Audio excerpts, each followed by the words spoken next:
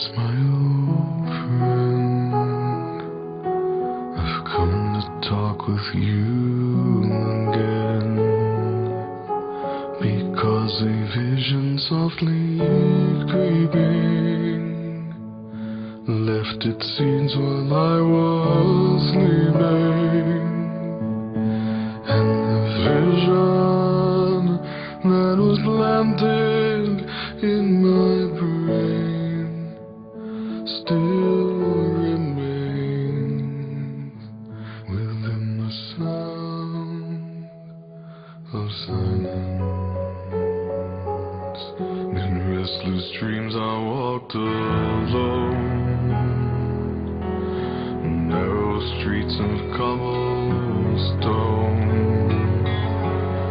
neath the halo of a street lamp. I turned my collar to the cold and damp, when my eyes were stabbed by the flash of a neon light that split the night and touched the sound of silence. And in the naked light I saw 10,000 people, maybe more,